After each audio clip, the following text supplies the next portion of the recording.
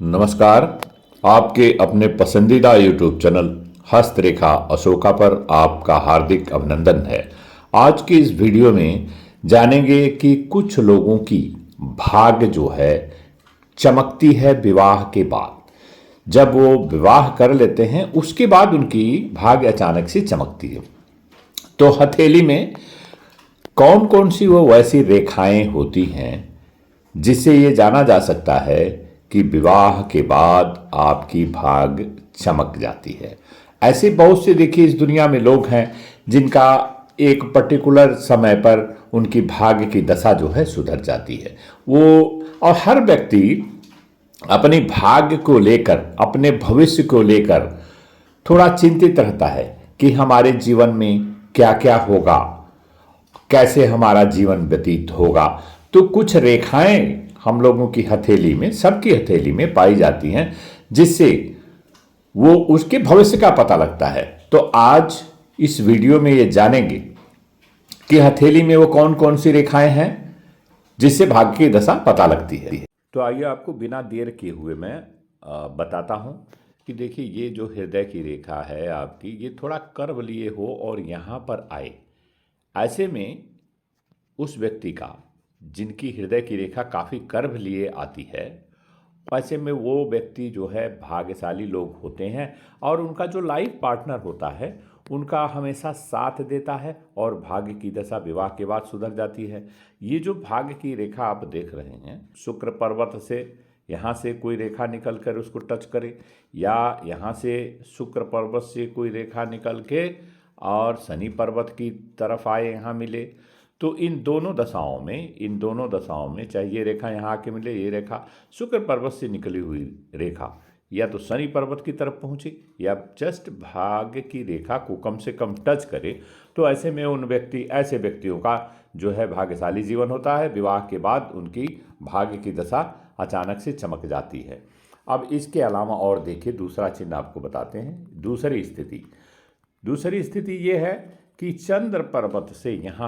चंद्र के पर्वत से यदि कोई रेखा निकल करके चंद्र के पर्वत से और भाग्य की रेखा को टच कर दे, या चंद्र पर्वत से कोई रेखा निकल के डायरेक्ट जो है यहाँ तक पहुँच जाए शनि के पर्वत की तरफ, तो ऐसे में ऐसे व्यक्तियों का अपने लाइफ पार्टनर से, महिला है तो उसके पुरुष और पुरुष तो महिला, उनसे बहुत सपोर्ट मिलता है, इमोशनल सपोर्ट मिलता है, फाइनेंशियल सपोर्ट मिलता है। हर वक्त उसके ये बुरे दिन में खड़े रहते हैं और अच्छी सलाह दे करके उसको के मानसिक तनाव को कम कर देते हैं।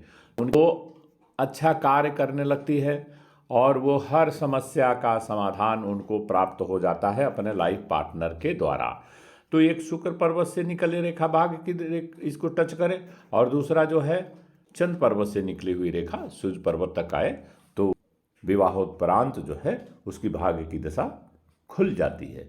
तो ऐसे में विवाह के बाद या तो अच्छा खासा बिजनेस या नौकरी की प्राप्ति कर लेता है, मान सम्मान की प्राप्ति कर लेता है। देखिए ऐसा योग जो मैं बता रहा हूँ आपको, ऐसा योग यदि बनता है आपकी हथेली में, इस तरह की कोई भी रेखाएं हैं, तो आप समझ लीजिए कि विवाह के बाद भाग्य जो है आपकी चमकने वाली है।